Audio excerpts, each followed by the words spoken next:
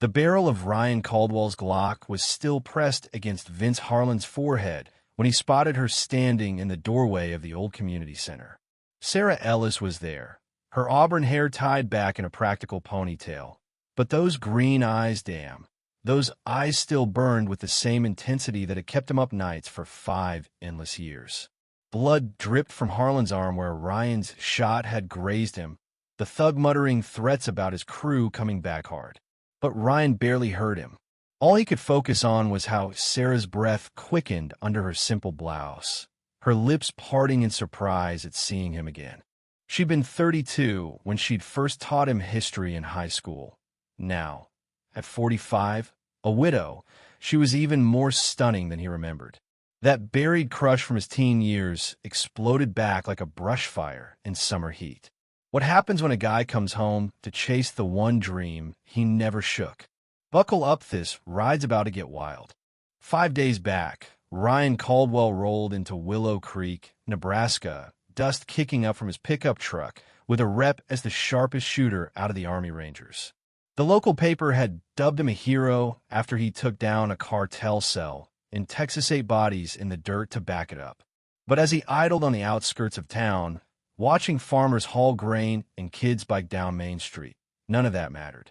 He was here for her. The community center hadn't changed much, same faded brick walls, same leaky roof patched with tarp.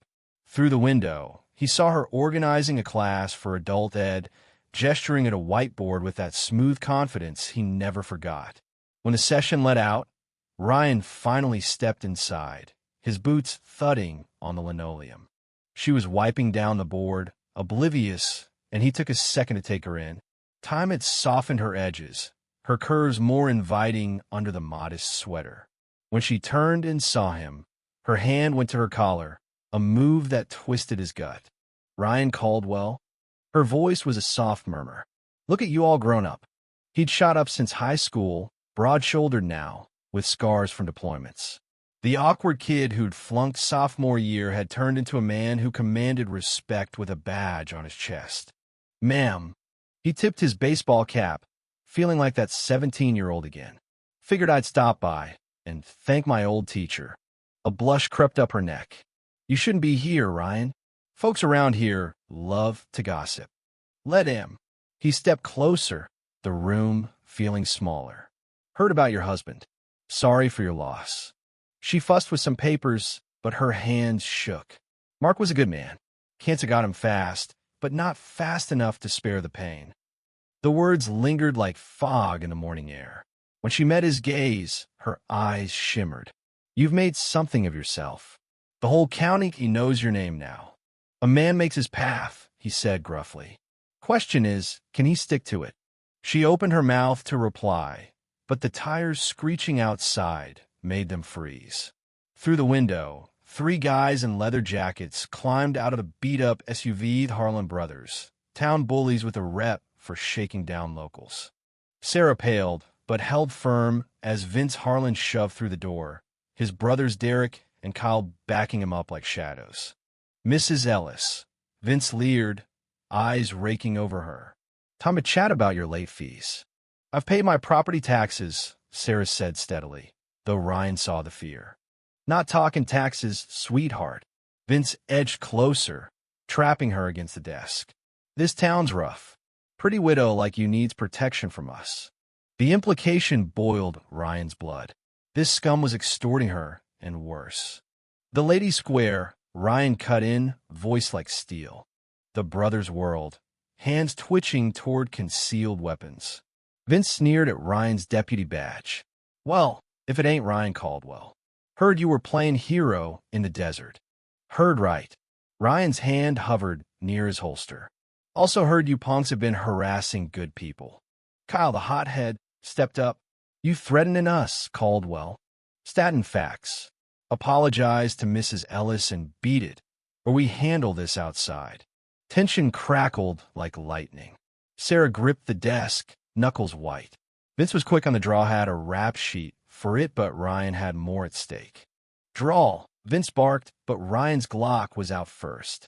A shot winged Vince's arm, sending his pistol flying. Vince howled, clutching the wound. You bastard. Next one, center mass, Ryan said coolly. All of you scram. Derek eyed him murderously, but yanked Kyle back. This ain't done, Caldwell. It is if you touch her again. After they peeled out, Sarah stared at him, all mixed with heat. You're not the kid I taught anymore. No, ma'am. I'm not. The look she gave him made every tour of duty worth it. That night, a blizzard howled in from the plains, dumping snow like vengeance. Ryan was wrapping up patrol when he saw her light on at the small house behind the center. Her silhouette in the kitchen tugged at him alone in the storm. His knock startled her. Ryan? What are you doing out? Storm hit hard. Motels full of truckers. Thought maybe. She hesitated, propriety clashing with kindness. Come in before you freeze. Her place was cozy, books everywhere, including the old textbook she'd used on him. Coffee. She busied herself, but when their fingers brushed, handing him the mug, sparks flew. Sarah, he rasped. We got to talk about today. Nothing to say. You saved me, I am grateful. But she avoided his eyes, pulling her robe tight. He set the cup down, closing the gap. That's all it can be. I'm 32 now, Sarah. I was your student once, but that's ancient history. She whirled, robe slipping to reveal her collarbone. I'm 45, Ryan. I was married. People would call it scandalous. I don't care about talk. He cupped her cheek. She trembled. You've got me. For good. For how long? Till you find someone younger, who can start a family. Her voice cracked. I'm past that. Everything. He leaned in. You gave me direction, made me believe in myself. I've loved you since senior year through every deployment, every lonely night. This is crazy, she whispered but leaned into him. Then let's be crazy. His kiss melted her resistance, her lips tasting of warmth and secrets.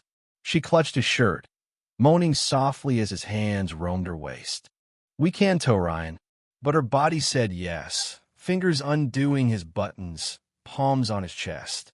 In the firelight, she was radiant, hair tumbling free. I've dreamed of this, she confessed, unlacing her top. He carried her to the bed, heart pounding.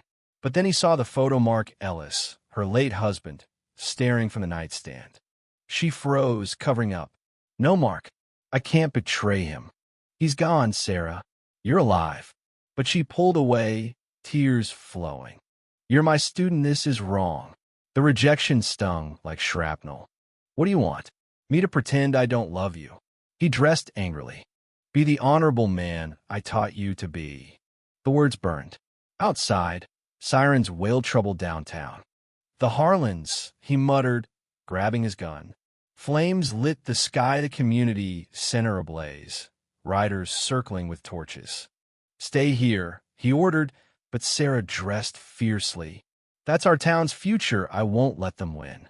The center burned fiercely, flames devouring walls.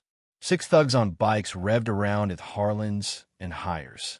They're drawing me out, Ryan told her, crouched behind a truck. Run to the church, ring the bell for help. No to many. She grabbed him. I won't let them hurt you. He kissed her hard. Come back to me. Ryan stepped into the street, calm as ever. Harlan, face me. Vince laughed cruelly.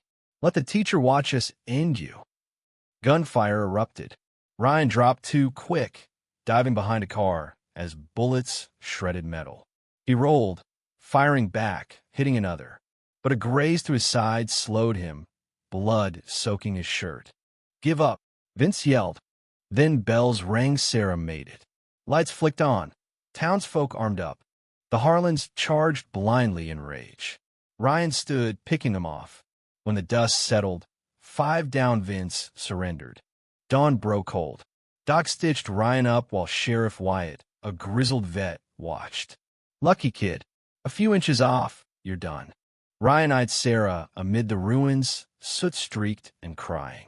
She's blaming herself. Women do. But those punks were scum, always were. The mayor bustled in. Caldwell, town's grateful. 6 thugs solo. Front page hero. Council's offering you a sheriff gig permanent. And we get the age thing with Mrs. Ellis. You've earned a pass. Ryan's pulse raced. What about the center? Rebuilding, bigger funds pouring in, keeping her on as director. Outside, Sarah clutched a scorched book. This is my fault. No. He pulled her close. Evil's on them. But good came two down, wants me sheriff. You teachin' us together. Her eyes widened. You mean? Marry me, Sarah. Let me prove love's worth the fight. Tears fell, but she smiled. Yes, Ryan. Yes. 6 months on, the new center gleamed modern brick, bright classrooms. Sarah Caldwell taught with fire, her eyes content now. Sheriff Ryan Caldwell leaned in the door, watching his wife guide a kid through reading. Her ring sparkled. A boy piped up. Teach us self-defense? Maybe later. First, basics. She caught his eye, grinning. That evening, walking home, she kissed him boldly. Happy. More than ever. In a sunset over the plains, they had each other in small-town Nebraska. That was gold. What do you think should age gaps or past teacher-student ties stop true love? Drop your take in the comments below. Stand your ground and share your views.